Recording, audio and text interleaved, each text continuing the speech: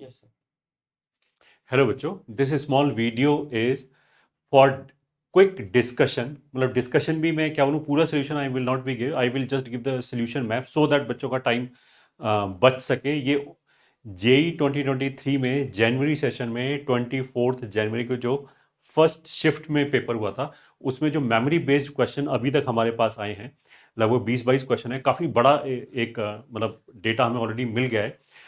इसको मैं डिस्कशन करता हूं और मैं केवल सोल्यूशन मैप देके छोड़ देता हूं, क्योंकि अगर कोई बच्चा अभी जनवरी के लिए तैयारी कर रहा है तो टाइम इज़ वेरी क्रूशियल। उसको सोल्यूशन तो पता होगा ही कि कैसे करते हैं, लीनियर डिफरेंशियल इक्वेशन को कैसे सॉल्व करते हैं। अच्छा, दूसरा चीज़ मैं ये बोलना चाहूँगा, अगर कोई बच्चा मान लिया आगे फर्स्ट मेन को देने के बाद अगले 50 दिन को अच्छी तरीके से प्लान करना चाहता है एंड ही वांट्स के टीम कंपटीशन उसमें हेल्प करे, तो जो हमारे लिंक दे रखा है हमने एक डिस्क्रिप्शन में, उस गूगल फॉर्म को भर सकते हो। तो हमारी एक्सपर्ट की team will let you know कि आपको मेंस या एडवांस में अपना टाइम कैसे डिवाइड करना चाहिए, या फिर करना भी चाहिए या नहीं करना चाहिए।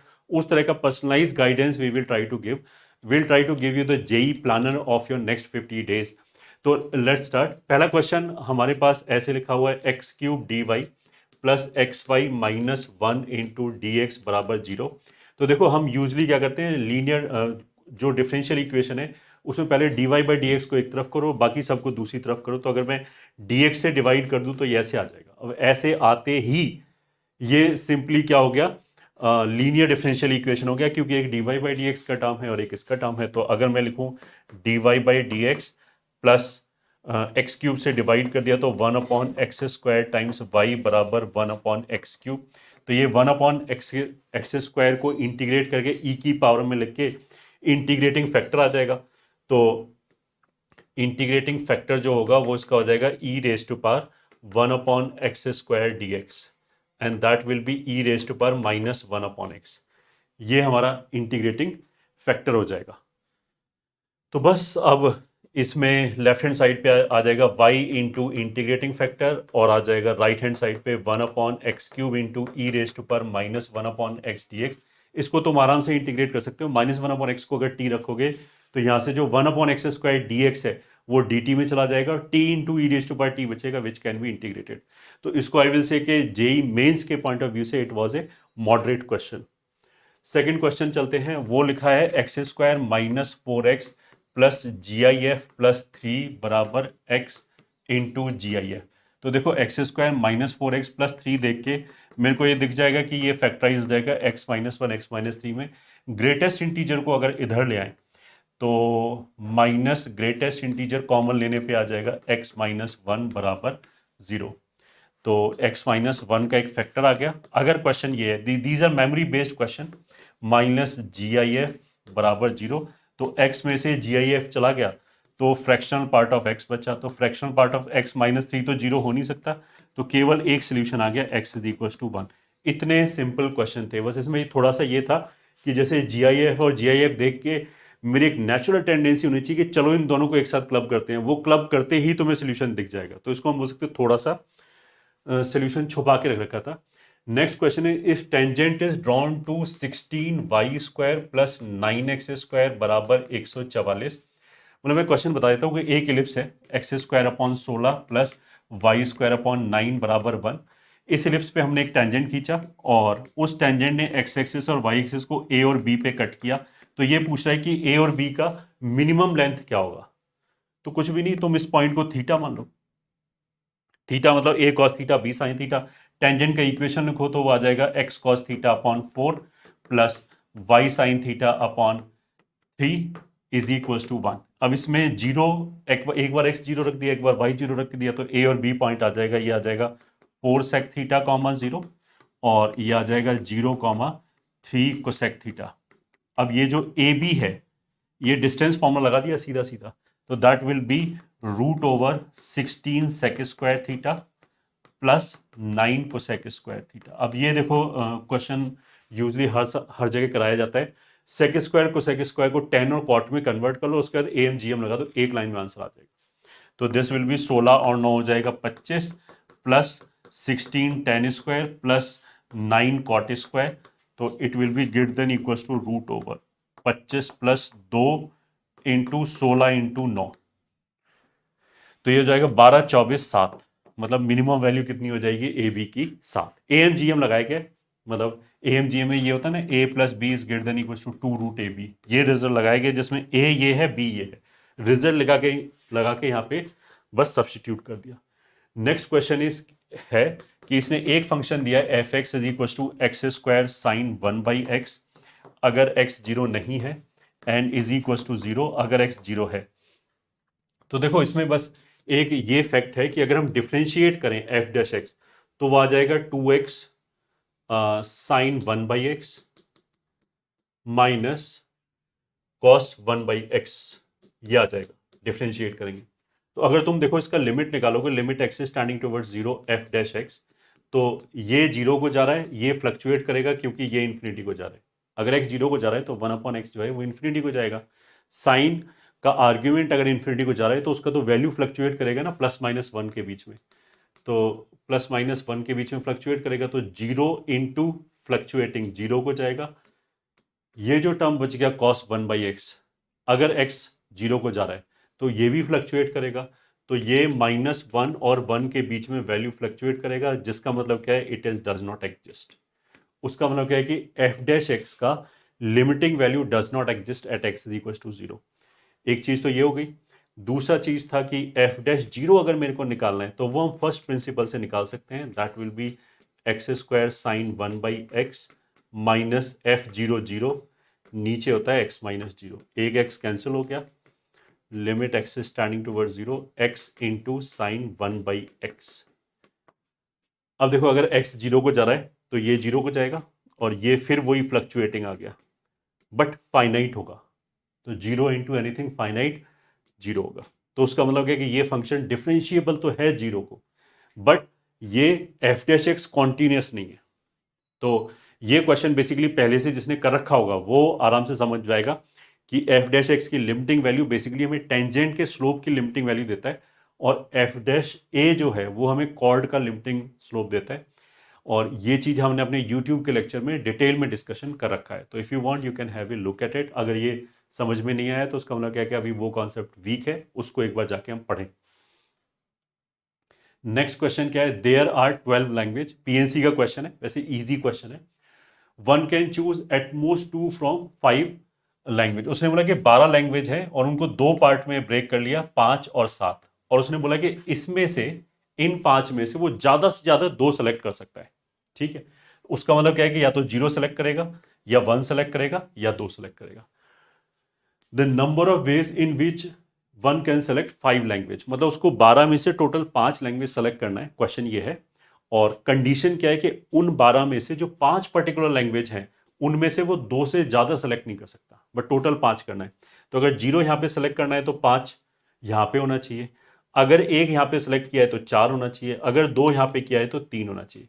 तो इनके बीच में तो आएगा एंड, और इनके बीच में आएगा और। तो इसका आंसर हो जाएगा 5C0 इंटू 7C5, और का मतलब क्या है plus 5C1 into 7C4 plus 5C2 into 7C3। अब ये कैलकुलेशन है, ये जोड़ लो आराम से और देख लो कि इनमें से क्या आंसर है। तो पीएनसी का very easy question I would say. Next question is sigma r बराबर 0 से 2023 r square into 2023 C r. तो देखो इसमें एक शॉर्टकट हम ऐसे याद कराते हैं कि एनसीआर है तो वो 2n है, अगर r इंटू एनसीआर है तो वो हो जाता है n इंटू 2n-1। और देखो अगर r into r-1 into NCR है, अगर ये लगातार एक एक कम होता जा रहा है तो यहाँ पे भी n-1 इंटू 2n-2 आ जाएगा। तो हम इसको ऐसे ही करते हैं, इस आर स्क्वायर को लिख लेते हैं r इंटू r-1 लिख लिया, तो एक आर स्क्वायर हो गया, एक माइनस आर हो गया, तो माइनस आर को कॉम्पनसेट करने के लिए प्लस आर लिख लिया। अब इसको अगर मैं ब्रेक कर दूं तो this will be simply r-1 2023 CR plus दूसरा हो जाएगा r एंड 2023 CR। तो पहले वाले का आंसर हो जाएगा n 2023 इंटू n-1 2022 और 2 रेज टू पावर एक और कम 2021 प्लस इसका आंसर हो जाएगा n which is 20 23 into 2 raise to power 1 कम 20 22। ये ठीक है, प्रोवाइडेड सारे टर्म होने चाहिए। तो जब इसने जीरो से चालू कर रखा है तो आपको सारी टर्म है, कोई भी टर्म मिसिंग नहीं है। तो ये हमारा आंसर हो गया। अब उसने जिस भी फॉर्मेट में पूछा हुआ आगे, ये हमारा आंसर हो गया। नेक्स्ट क्वेश्चन क्या है, area enclosed by the curve y square बराबर -4x+4, ठीक है, एंड y बराबर 2x+2, ये है। इन दोनों से एरिया इनक्लोज्ड कितना होगा? तो चलो वो भी देख लेते हैं। इसमें 2 से मल्टीप्लाई करके जोड़ देते हैं, तो y² + 2y बराबर 2 दूनी 4, 4 कैंसिल हो जाएगा, 4 और 4 कितना हो जाएगा 8। मतलब ये हो गया y² + 2y -8 बराबर 0। तो इसके जो रूट्स आ रहे हैं वो आ जाएंगे y = -4 एंड 2, ठीक है, ये आ गया। हाँ, तो अब तुम इसको देखो, देख सकते हो y² बराबर -4x जो ग्राफ होगा, y² बराबर -4x, मतलब इसको ऐसे लिख सकते हो -4 टाइम्स x - 1। तो y² -4x ऐसे होगा। जब x - 1 किया तो एक यूनिट इधर शिफ्ट हो गया, ये ऐसे आ जाएगा 1, ठीक है। और ये क्या लाइन होगी, ट्वाइस ऑफ x+1। तो मतलब रूट -1 है और कुछ ऐसे जा रहा है। लेट मी सी, ये रूट -1 हो गया, और अगर इसमें x को 0 रख दें तो 2, मतलब ये इधर कट कर जाएगी। वैसे उसका कोई फर्क नहीं पड़ता किधर कट कर रहा है, क्योंकि हम जो इंटीग्रेट करेंगे, ठीक है, देखो ये ऐसे टर्न ले रहा है, तो x एक्सिस पे इंटीग्रेट करने से अच्छा है कि हम y एक्सिस पे इंटीग्रेट करें, ठीक है। तो जो लोअर लिमिट है -4 और अपर लिमिट क्या हो गया 2। अच्छा, ये इसी पॉइंट से पास कर रहे हैं, उससे कोई फर्क नहीं पड़ता इधर कट करे इधर करे, क्योंकि y एक्सिस पे इंटीग्रेट करें। तो हमारा इंटीग्रेशन आ जाएगा -4 से लेके 2 तक। राइट कर्व, तो राइट कर्व पैराबोला है, पैराबोला के लिए x क्या हो जाएगा, वो हो जाएगा 4 - y²/4 माइनस लेफ्ट कर्व का x क्या हो जाएगा यहां से y -2/2 टाइम्स dy। ये ले सकते हैं, सीधा सीधा ये आंसर। अगर पैराबोला ऐसे टर्न ले रहा है तो y एक्सिस पे इंटीग्रेट करना इज बेटर। अगर ये क्वेश्चन है, अब इसमें हो सकता है कि यहाँ पे माइनस हो तो फिर चीजें चेंज हो जाएगी, ये ठीक है, बट इंटीग्रेशन हम y एक्सिस पे ही प्रेफर करेंगे। चलो नेक्स्ट क्वेश्चन इज 8/पाई 0 से π/2 तक sin x raise to power 2023/sin raise to power 2023 plus cos raise to power 2023 dx। तो देखो एक फॉर्मूला आता है 0 से 2a fx dx को आई कैन राइट डाउन 0 से लेके a तक fx plus f(2a - x dx), ये ठीक है, ये एक फॉर्मूला होता है, मतलब सिंपल एक प्रॉपर्टी है। तो इट विल बी 8/पाई, 0 से आधा लिमिट कर दिया, function as it is sin 2023 plus cos 2023 plus ये तो हो गया हमारा f(2a - x)।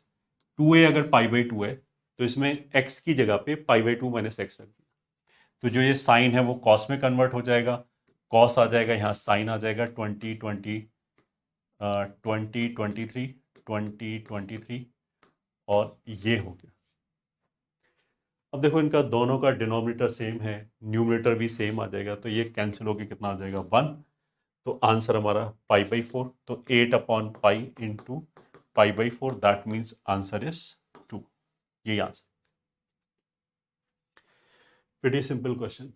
Next question is 12 times 0 से 3 तक mod of x² - 3x + 2 dx, ठीक है। तो इसके जो रूट्स हैं वो 1 और 2 हैं, तो ये जो पैराबोला आएगा वो ऐसे आएगा 1 और 2, और हमें इंटीग्रेट करना है 0 से लेके 3 तक।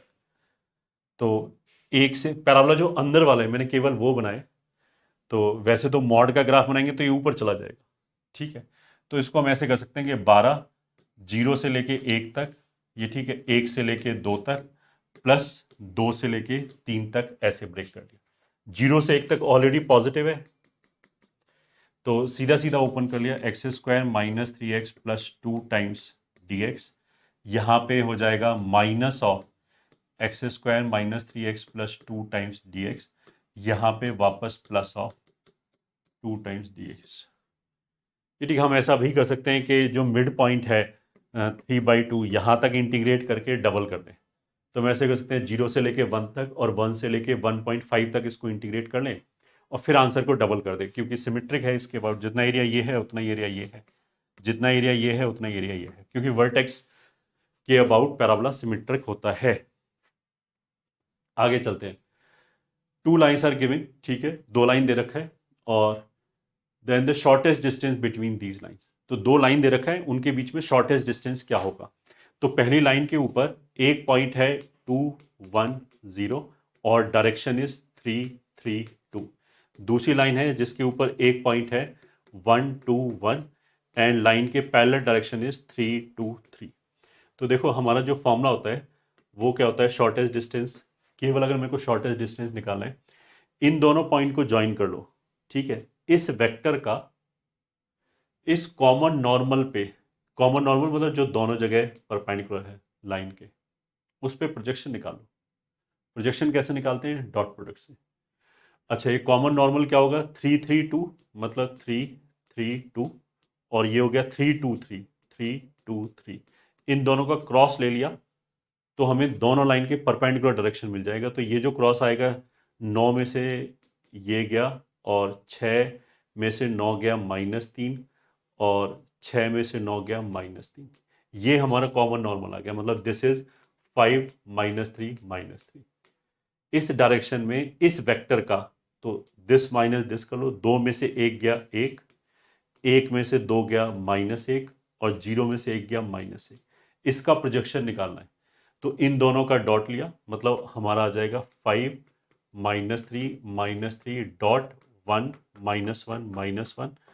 और जिस डायरेक्शन में प्रोजेक्शन निकालते हैं उसका यूनिट वेक्टर होता है, तो 5 square plus 3 square plus 3 square. ये हमारा आंसर हो गया।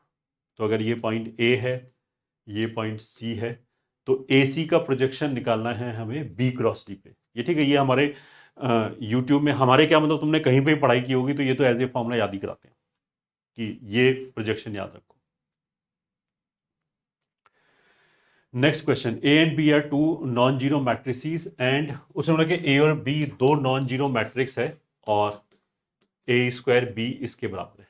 तो तुम ये देख सकते हो, ये इन दोनों मैट्रिक्स का सम है और ये प्रोडक्ट है। तो इसमें बेसिकली एक पैटर्न क्या लगेगा कि अगर अल्फा प्लस बीटा बराबर अल्फा बीटा है तो हम इसको alpha beta minus alpha minus beta plus 1 बराबर 1 ऐसे करके लिख सकते हैं और फिर फैक्टराइज कर सकते हैं।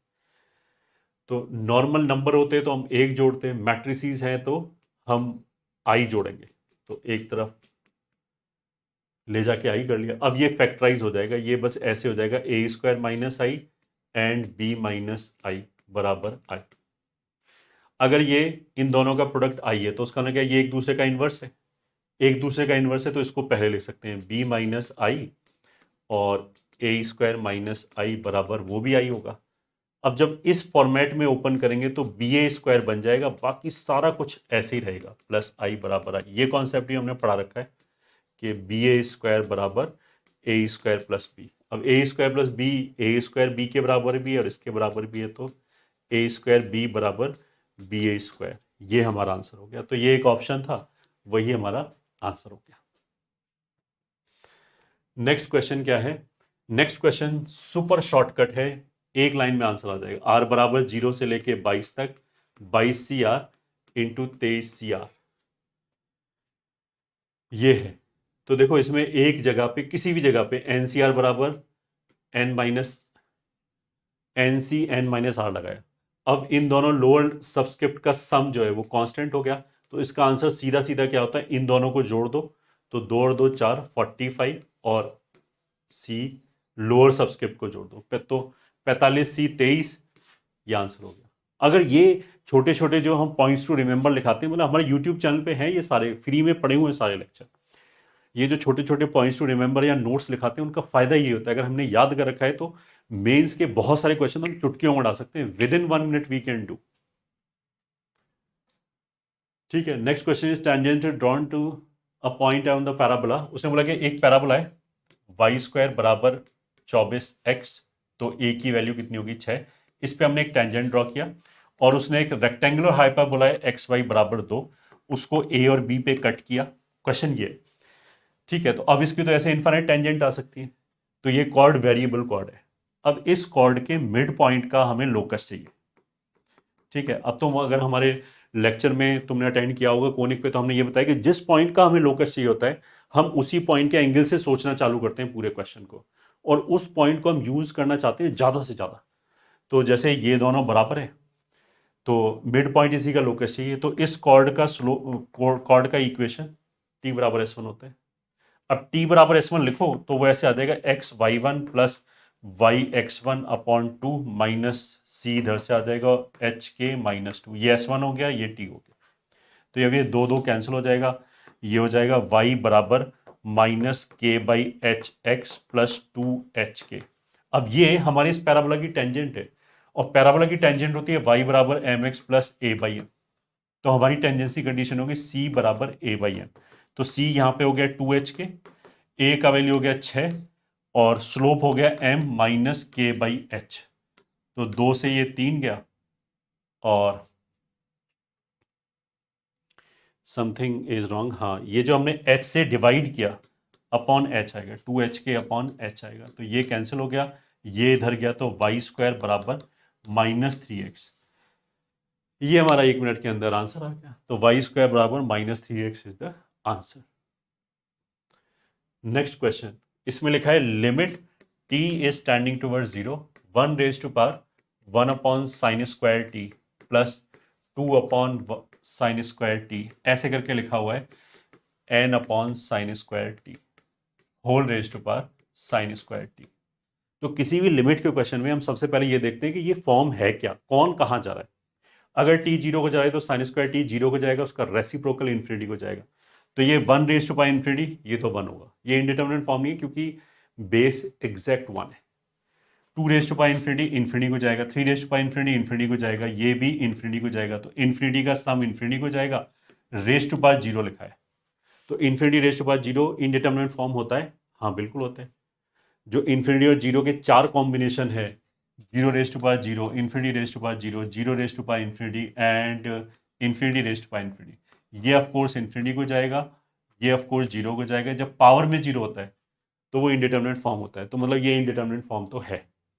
अब अगर मैं एन रेज टू पावर इसको बाहर निकाल दूं तो ये इंडिटरमिनेट फॉर्म खत्म हो जाएगा। This is t standing towards zero n, और ये आ जाएगा 1 by n raise to power cosec square t लिख देते हैं, plus 2 by n raise to power cosec square t plus and so on. Last वाला एग्जैक्ट 1 हो जाएगा raise to power sine square t. इसको बाहर निकालने में साइन स्क्वायर टी कैंसिल हो गया, इसलिए बाहर एन आया। केवल मैंने कुछ नहीं किया, फॉर्म चेंज किया, एक टर्म बाहर खींच लिया, ठीक है। अच्छा, इसकी तर्ज पे तुम्हें हर मटेरियल में इस तरह का क्वेश्चन मिल जाएगा, 3 raise to power n, 4 raise to power n, 5 raise to power n, whole raise to power 1 by n, limit n is standing towards infinity, go and see any material. अगर वो थोड़ा सा भी स्टैंडर्ड का material है, ये question मिल जाएगा। ये भी ऐसे ही करते हैं कि जो हाईएस्ट वाला बेस है ना उसको बाहर निकालो, खत्म क्वेश्चन। इसके बाद ये इंडिटरमिनेट फॉर्म है ही नहीं, ये सब जीरो जीरो जीरो को जा रहे हैं, और ये लास्ट वाला 1 को जा रहा है। 1 को जानी ना, मतलब एग्जैक्ट 1 है। तो ये तो हो गया एग्जैक्ट, मतलब 1 प्लस जीरो कहाँ जाएगा 1 को, 1 रेज टू पावर जीरो कोई इंडिटरमिनेट फॉर्म नहीं है, वो 1 ही होगा। तो ये जो बाहर एन निकाल रखा है उसकी वजह से आंसर हमारा कितना हो गया एन, तो आंसर हो गया डी। प्रीटी इजी क्वेश्चन, मतलब देखा भाला क्वेश्चन, किसी भी शीट में जो मेंस लेवल वाले क्वेश्चन होते हैं उसी में मिल जाएगा ये क्वेश्चन, और हमने करा भी रखा होगा। ये वही क्वेश्चन आ गया 8 अपॉन पाई जीरो से पाई बाई 2 तक sine raise to power 6 sine raise to power 6 plus cos raise to power 6 dx। तो ऐसा क्वेश्चन तो एक जस्ट अभी हमने कराया है, उसमें बस पावर 2023 थी। अब मेरे को पता नहीं, या तो दो अलग अलग बच्चों ने अलग अलग पावर बता दिया होगा, या ऐसा भी हो सकता है कि दोनों ही इंटीजर टाइप आया हो और एक क्वेश्चन, मतलब एक जैसे ही क्वेश्चन आया हो। तो ये तो बहुत ईजी है, इसका तो आंसर मैं ऐसे ही बता सकता हूँ, 2 आएगा। इसमें वही प्रॉपर्टी लगा दिया, जीरो से पाई बाई 4 तक f x sine f of 2a minus x cos x upon sine raise to power x, ये dx। तो ये 1 हो जाएगा, तो π/4 हो गया। तो 8/π इंटू π/4 विल बी इतना।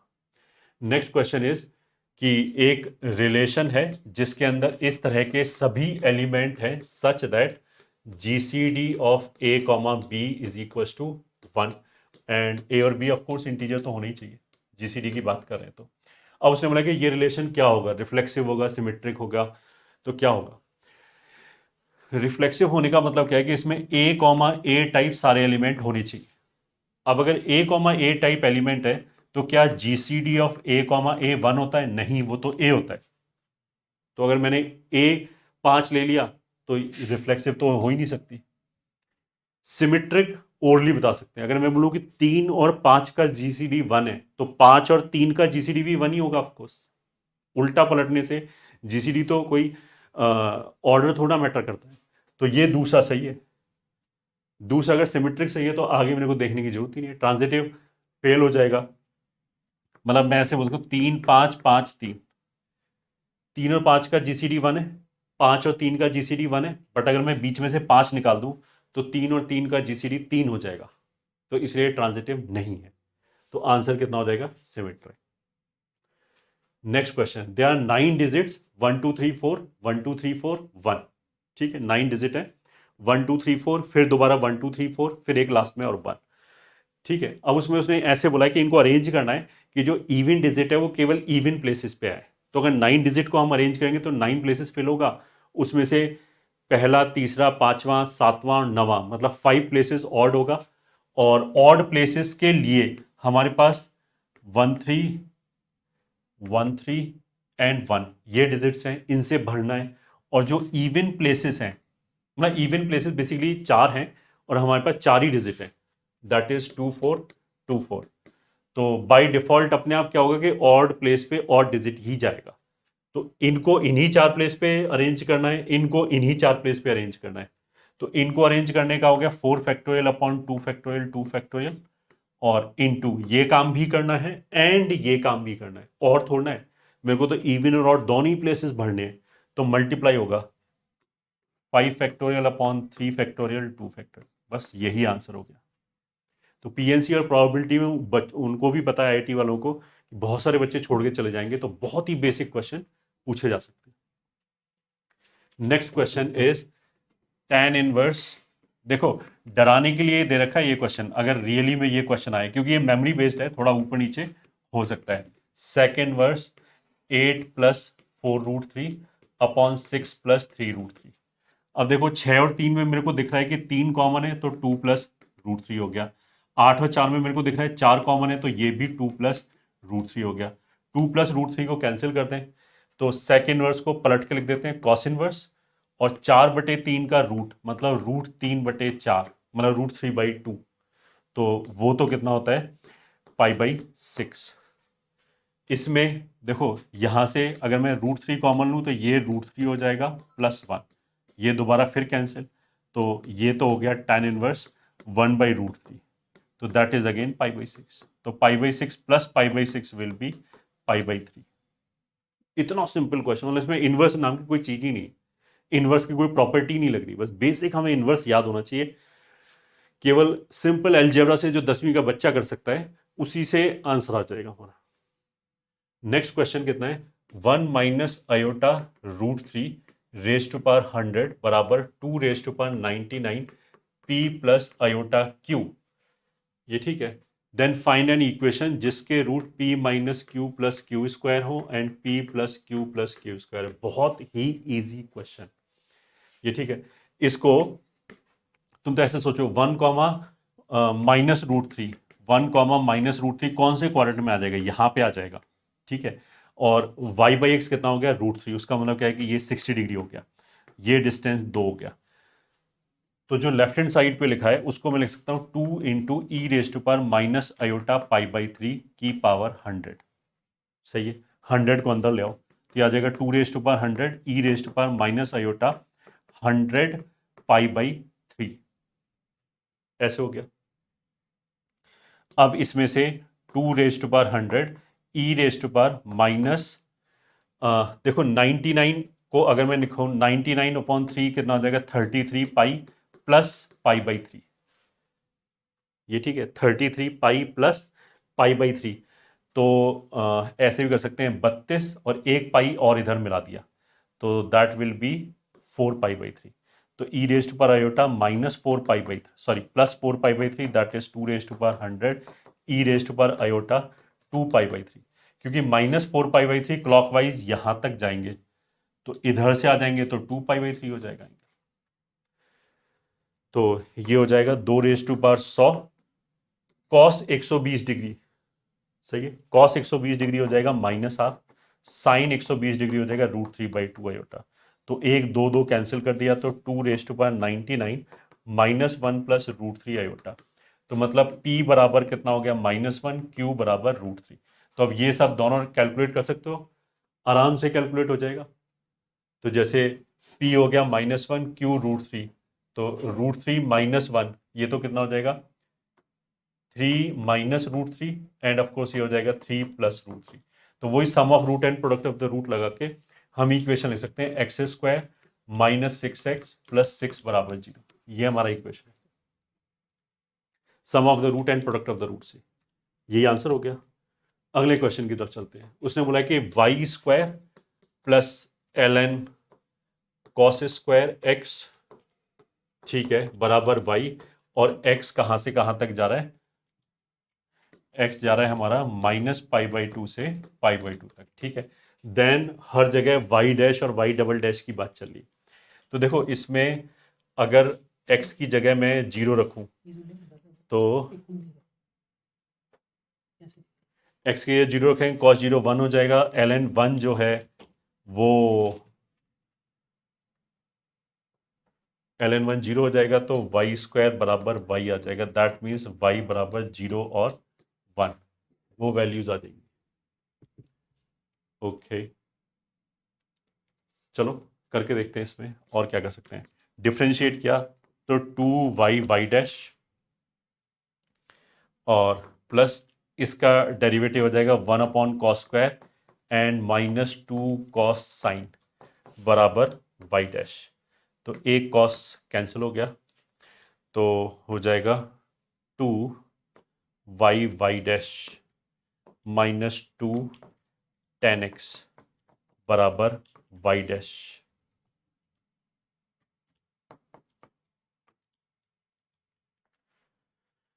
हाँ, तो अगर इसमें